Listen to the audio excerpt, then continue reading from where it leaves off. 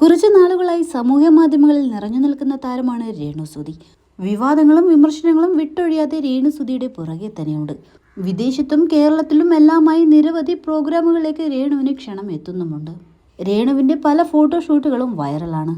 ഇതിനിടെ തൻ്റെ വിവാഹത്തെക്കുറിച്ചുള്ള അഭ്യൂഹങ്ങൾക്ക് മറുപടിയുമായി രേണുസുതി എത്തിയിരുന്നു. ഇപ്പോഴിതാ ഇതേക്കുറിച്ച് കൂടുതൽ കാര്യങ്ങൾ സംസാരിക്കുകയാണ് താരം. ഒരു ഇനാഗ്രേഷൻ ചടങ്ങിനിടെ ഓൺലൈൻ മാധ്യമങ്ങളോട് ചോദ്യത്തിന് പ്രതികരിക്കുകയായിരുന്നു താരം. വീണ്ടും ഒരു വിവാഹം കഴിച്ചാൽ രേണുസുതി എന്ന പേര് മാറ്റിയേക്കുമെന്ന കാര്യവും രേണുസുതി സൂചിപ്പിച്ചു. മൂന്നാമത്തെ കല്യാണം എന്നാണ് ആളുകൾ പറയുന്നത്. അങ്ങനെയെങ്കിൽ അങ്ങനെ.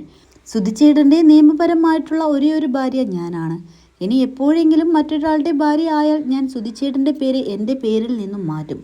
എൻ്റെ കഴുത്തിൽ മറ്റൊരാൾ താലിയോ മിന്നോ അല്ലെങ്കിൽ മെഹറോ ചാർത്തിയാൽ ഞാൻ പേര് മാറ്റും. അതുവരെ ആരൊക്കെ തലകുത്തി നിന്നാലും രേണുസുതി എന്ന പേര് മാറ്റില്ല എന്നും രേണു പറഞ്ഞു.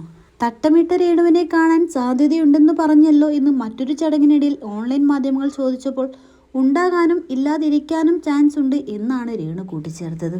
തട്ടമിടുന്ന കാര്യത്തെക്കുറിച്ച് താൻ ഉറപ്പിച്ചു പറഞ്ഞിട്ടില്ലെന്നും രേണു വ്യക്തമാക്കി.